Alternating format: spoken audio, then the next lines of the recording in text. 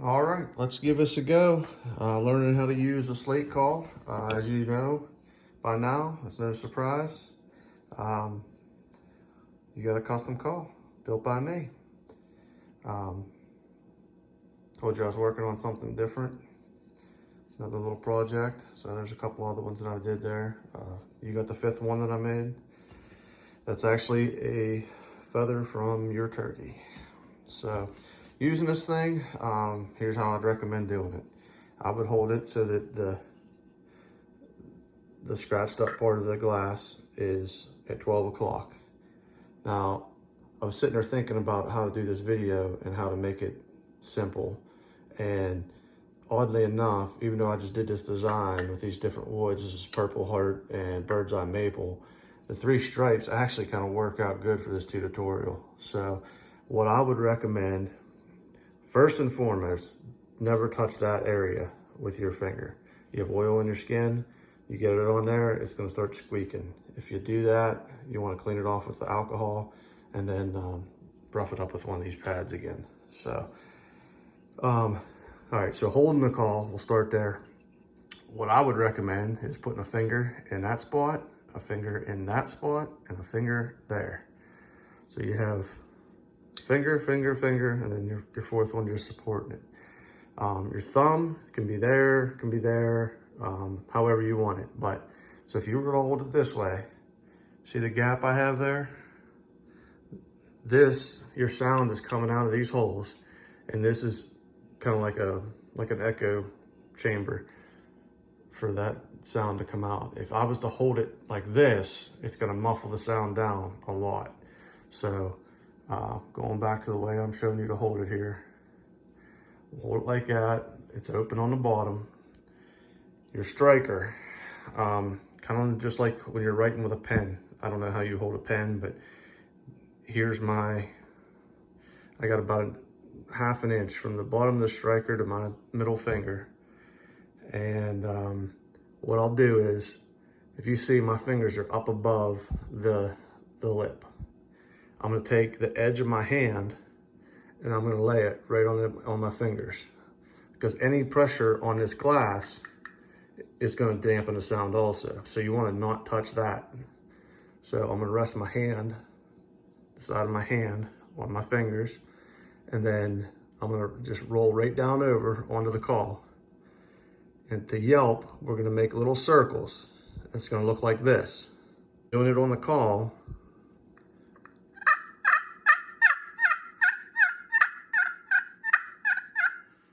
you can see those are very tiny little circles. Now, pressure plays a key with this.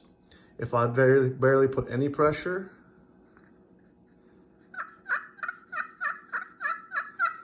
as I increase pressure,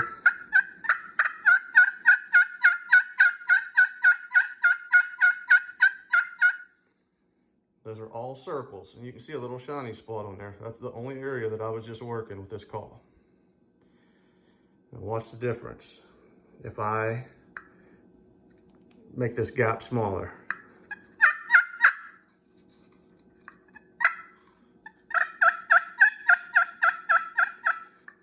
hear a difference with that? So you want to keep that opened up. My striker angle is about right there. I'm sitting at about 2 o'clock on the edge. I'm not holding it flat. I'm holding it at an angle away from me, like this.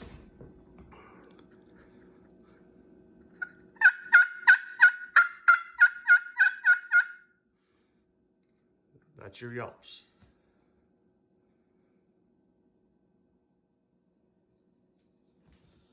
All right, now we're gonna give clucking a try here.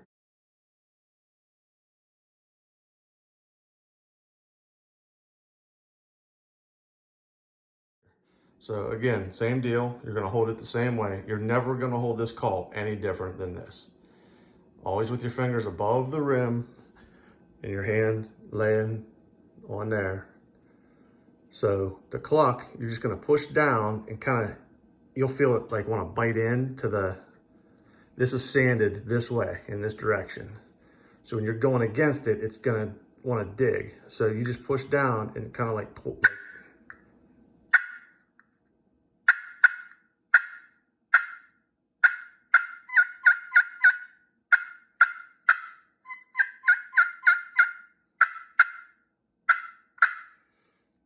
Now that's cool. That's your cluck. Now if you want to get real excited and sound like a hen that's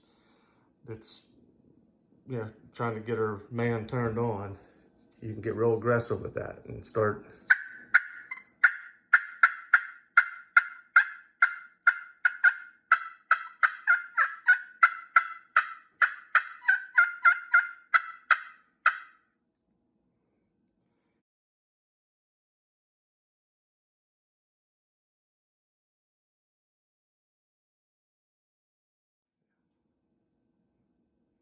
So that's that.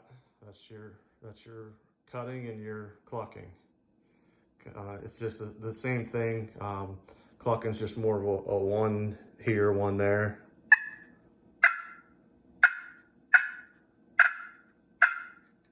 And your cuts is a bunch of them in sequence.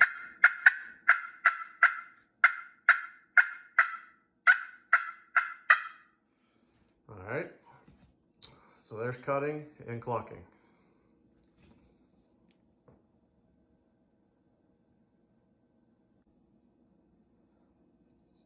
All right, now we're gonna try purring.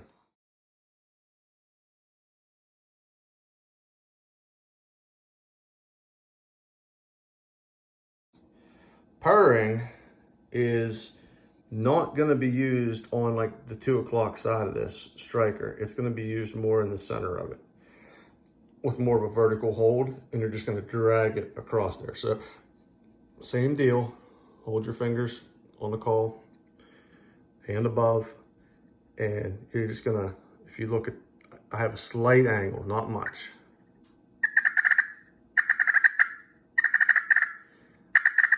If I push harder, it's not gonna sound good. Light pressure.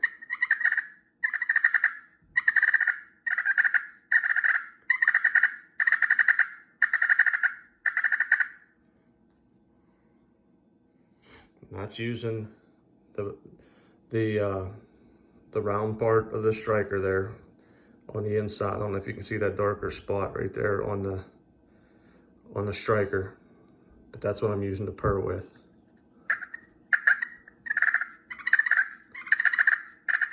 And I'm using my fingers. If you watch from a side view, I'm using my fingers kind of like this, but in a smaller fashion.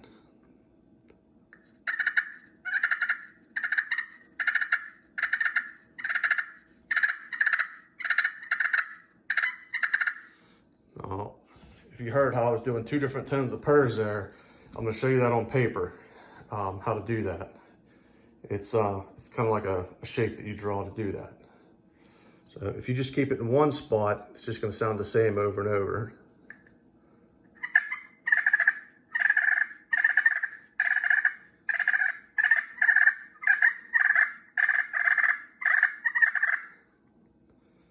So there's your purrs.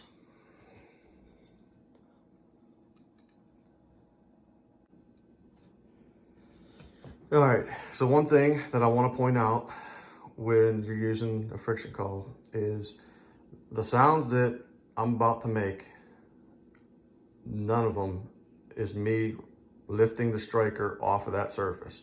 It stays on the surface the whole time. Every yelp I make is with a continuous circle.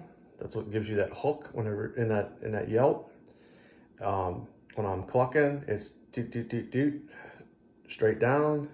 Or when I'm cutting, I kind of tend to like zigzag when I do it. And when I purr, again, the striker, I'm not picking it up. I'm not going. I'm keeping it on the call the whole time. And you'll see, you can get different sounds making your circles start smaller to bigger.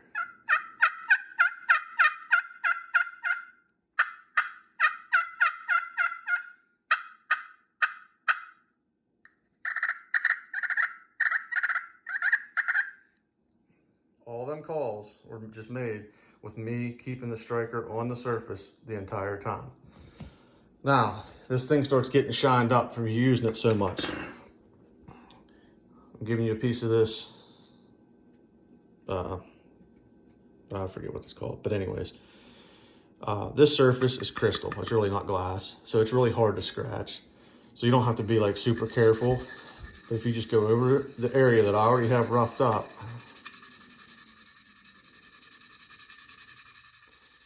you'll see that all those shiny marks go away. And you have a nice, you can see the dust on there. You have a nice new surface to start playing on.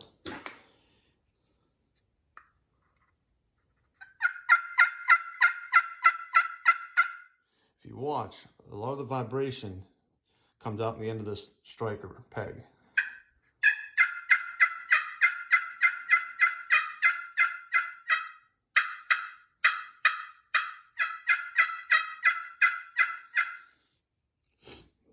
I think that's the sweet spot for this call for yelps. That's why you see me keep favoring that area.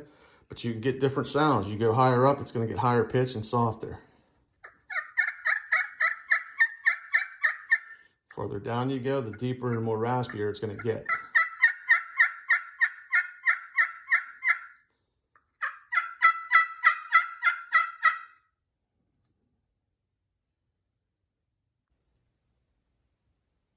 All right, so on paper, real quick, a yelp will look like this.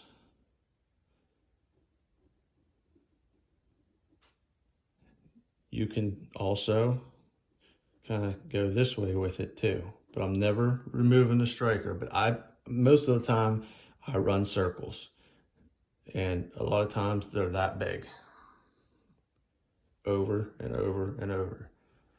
To cluck, it's just a quick put pressure and then like snap it one. That's what your line would look like. Cutting, I kind of tend to strike it, and then this way. It gives you different pitches whenever it's cutting. And then your purr is going to be the same direction as a straight line. For a simple purr, it's just going to be like that. If you want to get into making different pitches with the purr like I was doing, I draw two lines, but I never lift the striker off. I go this way, over, and then that way. Kind of like a lightning bolt.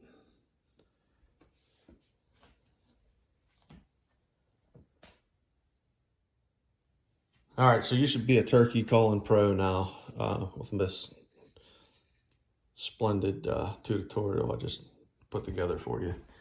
But anyways, so just as a quick recap, hold the call, keep the area open. When you're calling, you're never gonna remove the striker from the surface. It always stays on it. So if you look, this is the angle that I use for my yelps. Okay, let's just do this on the side view here. So you can kind of see, I'm laying forward and to the right a little bit. Like I said, it's about like a 2 o'clock on the edge there. Yelps. Clucks. Cuts.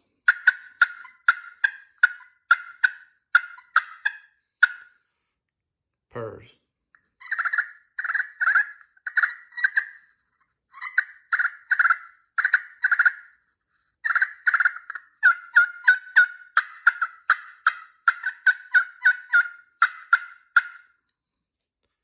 That's your call, John Reedy.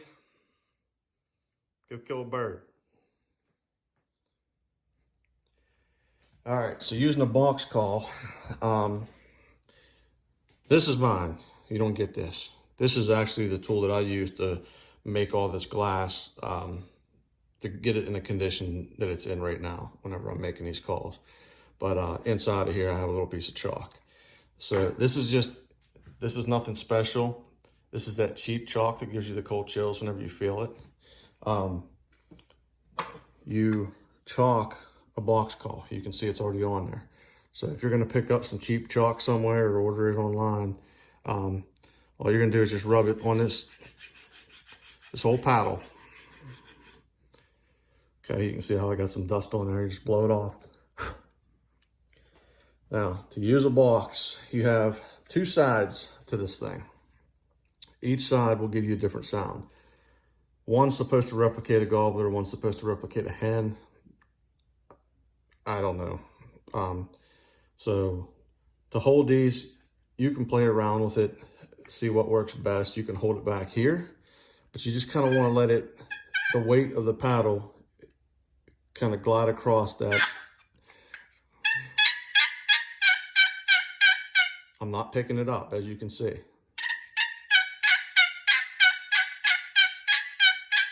Now you'll have to play around. You can see where I'm making the friction at, right there in the middle. So you can try to purr with these. It's just a slower.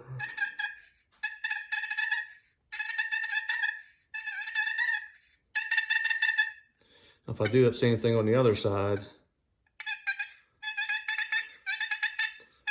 I can't do it so good on that side. So if I tried to purr with it, I would do it on this side.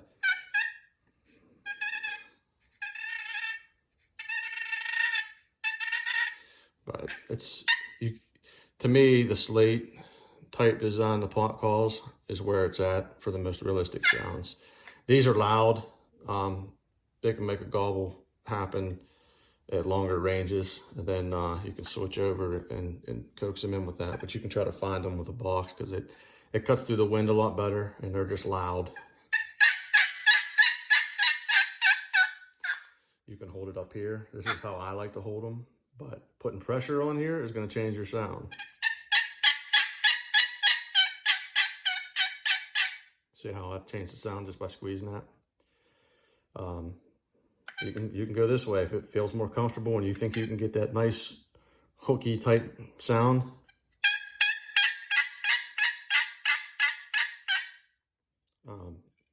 Cutting on these things or clucking, you just kind of hold pressure down on it and tap it. Then you got to reset it.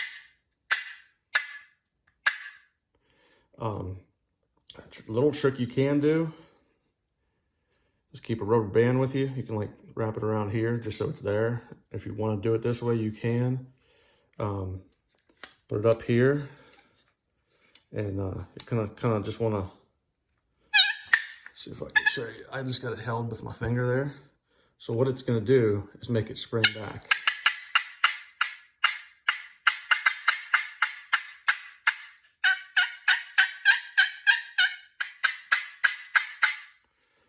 So you can do that with a box too. These aren't my go-to calls. These are kind of like my longer range, try to strike up a gobble somewhere call. I haven't done it with this call, so I don't know how this is gonna sound, but putting that rubber band around there, you can shake this and make a gobble.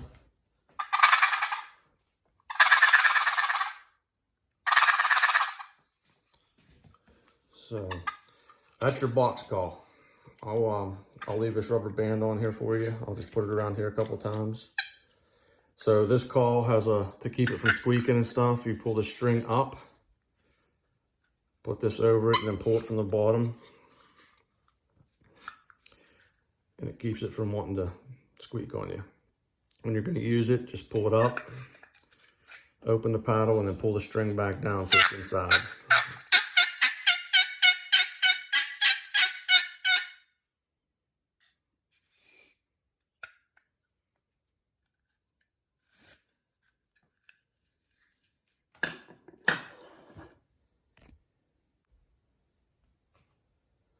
All right, so now your call's all shined up. You know how to sand it down like I showed you. Just run this on there. You're good, okay? Your striker. Every now and then, your striker tip it'll want to get like shiny from using it so much. So you can see how there's a ring around there. for me using it all the way around. There's no certain place that this thing sounds better or worse at. But I'll give you a little piece of this Scotch pad. All you're gonna do is just kind of like pinch the striker and twist it in there. And you're ready to go. I blow that off, blow your call off. You're ready for your next hunt. If you want to hold it any different direction, you can. It doesn't matter. You can still achieve the same sounds.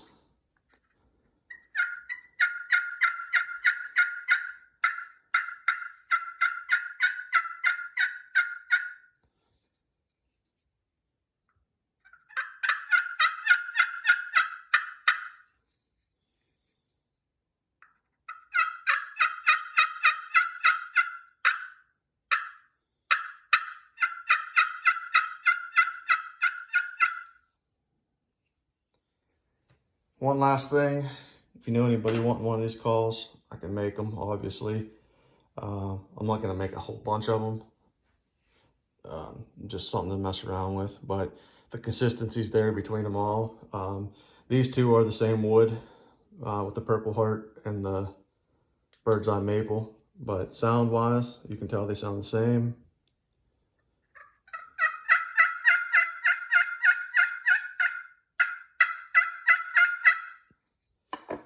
This is one I did for a company called Higher Places.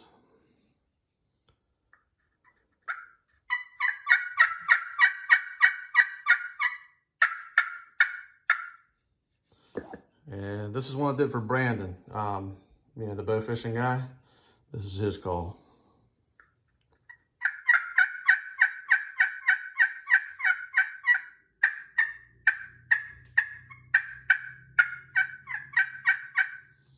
So you can see the consistencies there with those calls. They all sound awesome. And if you know somebody that wants one, that's fine. If not, that's fine too. I'm making all these strikers. I do these to match. Yours is a hickory rod with a Bird's Eye Maple top. So enjoy it, man. Go kill a bird. Look forward to hunting with you this year.